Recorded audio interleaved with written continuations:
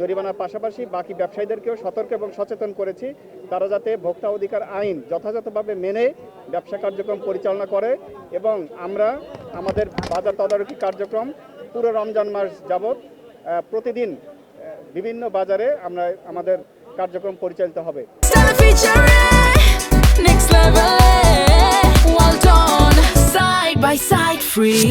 RAB 2 এর সহায়তায় আমাদের সাথে ভোক্তা অধিকার সংরক্ষণ অধিদপ্তরের প্রতিনিধি আমাদের সাথে উপস্থিত ছিলেন।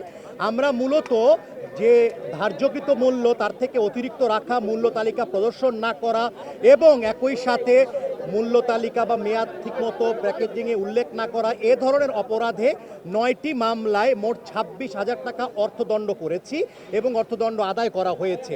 আজকের অভিযানের মূল উদ্দেশ্য ছিল মূলত আমাদের যারা বিক্রেতারা রয়েছেন তাদেরকে একটি সতর্ক বার্তা দেওয়া। পুরো রমজান মাস জুড়ে আমাদের যে বাজার মনিটরিং চলবে সেই বাজার মনিটরিং কার্যক্রম অংশ হিসাবে আমরা মূলত তাদেরকে প্রথমত সতর্ক করেছি, ভবিষ্যতে আমরা একই অপরাধের পুনরাবৃত্তি দেখলে আমরা কঠোর আইনি পদক্ষেপের দিকে পরিগণিত করব। এই পর্যায়ে আমি আমাদের ভোক্তা অধিকার সংরক্ষণ অধিদপ্তরের যিনি সহকারী পরিচালক আছে তাকে কিছু বলার জন্য অনুরোধ করছি। আমি শিকদার শাহিনুর আলম, সহকারী পরিচালক, জাতীয় ভোক্তা অধিকার সংরক্ষণ অধিদপ্তর।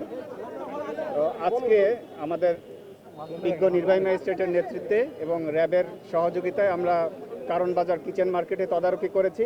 এখানে আমরা বেশ কিছু প্রতিষ্ঠান তদারকি করেছি, পাইকারি দোকান সহ খুচরা দোকান তদারকি করেছি, ফলের দোকান তদারকি করেছি। আমরা এই তদারকির প্রেক্ষিতে কিছু অনিয়ম পাওয়াতে আমরা আইনানুগ ব্যবস্থা নিয়েছি। বিজ্ঞ ম্যাজিস্ট্রেট বলেছেন যে আমরা 9টি প্রতিষ্ঠানকে 26,000 টাকা অর্থদণ্ড প্রদান করেছি এবং আদায় করেছি এবং আমরা একই সাথে জরিমানার পাশাপাশি বাকি ব্যবসায়ীদেরকেও সতর্ক এবং সচেতন করেছি তারা যাতে ভোক্তা অধিকার আইন যথাযথভাবে মেনে ব্যবসা কার্যক্রম পরিচালনা করে এবং আমরা আমাদের বাজার তদারকি কার্যক্রম পুরো রমজান মাস যাবৎ প্রতিদিন বিভিন্ন বাজারে আমরা আমাদের কার্যক্রম পরিচালিত হবে। তো এই বিষয়ে আপনাদের সকলের সহযোগিতা কামনা করছি।